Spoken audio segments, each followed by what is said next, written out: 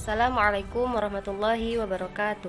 Alhamdulillahirrabbilalamin. Assalatu wassalamu ala asrafil anbiya'i wal mursalin wa ala alihi wa sahbihi ajma'in, amma ba'd. Yang saya hormati Bapak dosen pengampu mata kuliah Filsafat Pendidikan Islam, yaitu Bapak Amiruddin SPDI MPDI, dan teman-teman yang saya banggakan. Saya Nadila Sastika dari Prodi Pendidikan Agama Islam semester 4. Di sini saya akan menjelaskan jawaban dari soal-soal UAS yang telah Bapak berikan. Yang pertama yaitu masalah pendidik atau guru pendidikan Islam pada saat ini. Yang pertama, penggunaan media, sumber, dan sarana yang belum memadai. Kebanyakan guru yang lemah dalam penggunaan ICT. Solusinya, kita sebagai guru harus bisa menggunakan media. Jangan sampai kita menjadi gaptek atau gagap teknologi. Jika kita tidak bisa belajar sendiri, maka solusinya kita bisa mengikuti sebuah pelatihan atau kursus.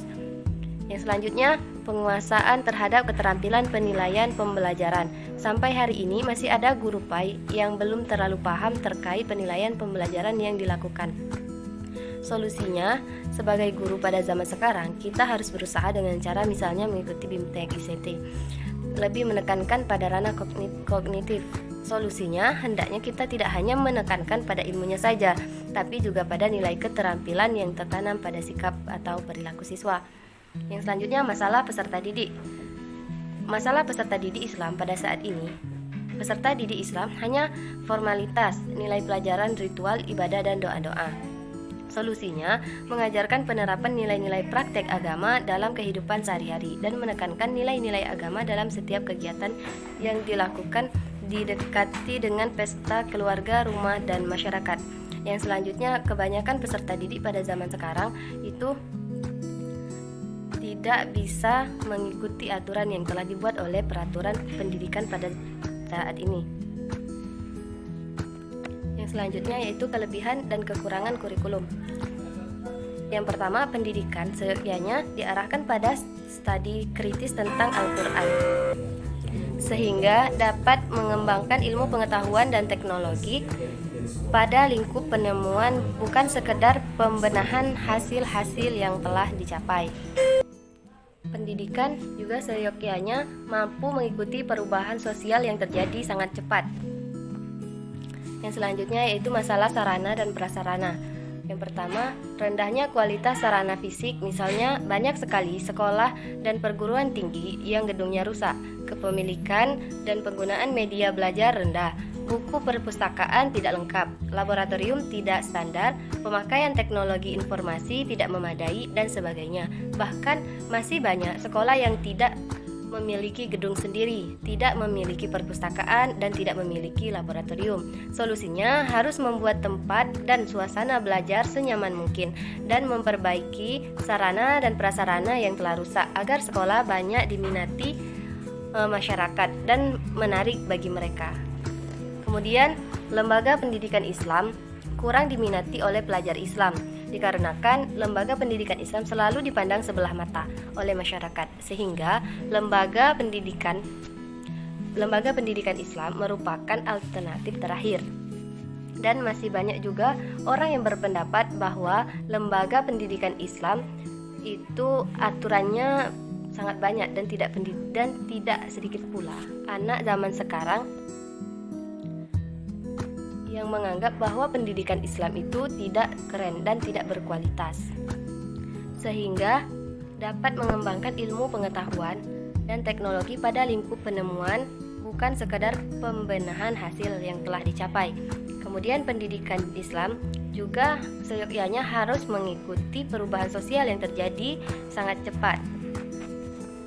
Maka dari itu, solusinya kurikulum harus berusaha untuk mengevaluasi sesuatu yang belum bisa kita capai menjadi tercapai. Kita diskusikan. Kemudian, masalah sarana dan prasarana. Rendahnya kualitas sarana fisik, misalnya banyak sekali sekolah dan perguruan tinggi yang gedungnya rusak, kepemilikan dan penggunaan media belajarnya rendah, buku perpustakaan kurang lengkap dan tidak memadai. Kemudian, laboratorium tidak standar, pemakaian teknologi informasi juga tidak memadai, dan sebagainya. Bahkan Masih banyak sekolah yang tidak memiliki gedung sendiri, tidak memiliki perpustakaan, tidak memiliki laboratorium dan sebagainya. Yang selanjutnya itu solusinya harus membuat tempat dan suasana belajar senyaman mungkin dan memperbaiki sarana dan prasarana yang rusak, sehingga sekolah banyak diminati masyarakat dan menarik bagi mereka. Yang selanjutnya itu lembaga pendidikan Islam kurang diminati oleh pelajar Islam dikarenakan lembaga pendidikan Islam selalu dipandang sebelah mata oleh masyarakat, sehingga lembaga pendidikan Islam merupakan alternatif terakhir. Dan masih banyak orang yang berpendapat bahwa lembaga pendidikan Islam itu banyak aturannya, dan tidak sedikit pula anak zaman sekarang yang menganggap bahwa pendidikan Islam itu tidak keren dan tidak berkualitas. Solusinya, lembaga pendidikan Islam menciptakan pendidikan Islam yang ideal, yaitu pendidikan Islam yang membina potensi spiritual, emosional, dan intelijensi secara optimal, sehingga sikap diskriminatif dan masalah paradigma yang buruk tentang kualitas pendidikan di sekolah Islam dapat perlahan berubah. Yang selanjutnya, masyarakat adalah sekelompok manusia yang terjalin erat karena sistem tertentu, tradisi tertentu, konvensi, dan hukum tertentu yang sama, serta mengarah pada kehidupan kolektif. Masyarakat tidak hanya terlibat dalam memberikan bantuan dana, pembuatan gedung, area pendidikan, teknis edukatif, seperti belajar mengajar, tapi juga bisa menyediakan diri menjadi tenaga pendidik atau pengajar, mendiskusikan pelaksanaan kurikulum, membicarakan kemajuan belajar. Selanjutnya yaitu long life education atau pendidikan seumur hidup. Pendidikan tidak hanya berlangsung selama seseorang belajar di lembaga pendidikan formal, tetapi juga dapat diperoleh di luar pendidikan formal atau masyarakat dan kehidupan sehari-hari maupun pengalaman. Kemudian urgensi pendidikan seumur hidup. Yang pertama aspek ideologis, yang kedua aspek ekonomis, kemudian aspek sosiologis, aspek politis, aspek teknologis, aspek psikologis, dan pedagogis. Pendidikan masyarakat dalam masyarakat madani Indonesia tidak lain ialah proses pendidikan yang mengakui akan hak-hak serta kewajiban perorangan di dalam masyarakat. Kemudian yang selanjutnya ciri khas NU dan Muhammadiyah. Ciri khas NU yang pertama itu al-i'timad 'alan nafsi atau berdikari. Kemudian yang kedua fil istima'iyah atau memasyarakat. Artinya dihidupi oleh masyarakat. Kontribusi NU dalam perkembangan pendidikan Islam, dalam bidang pendidikan Islam, NU merupakan manifestasi modern dari kehidupan keagamaan, sosial, dan budaya dari para kiai. Dengan demikian, pesantren NU dan para kiai sebagai sentral selalu mengaitkan diri dalam bentuk masyarakat. Kemudian implementasi kontribusi NU. Implementasi adalah suatu tindakan atau pelaksanaan dari sebuah rencana yang sudah disusun secara matang dan terperinci. Kehadiran Muhammadiyah di Indonesia juga itu 108 tahun silam, tidak lain adalah sebuah jawaban real terhadap kondisi bangsa Indonesia saat itu. Dalam melaksanakan pendidikan, Muhammadiyah berusaha memajukan dan memperbaharui pendidikan, pengajaran dan kebudayaan, serta memperluas ilmu pengetahuan. NU dan Muhammadiyah adalah dua ormas Islam yang memiliki anggota dalam jumlah besar di Indonesia. Tak jarang NU dan Muhammadiyah itu memiliki perbedaan pendapat.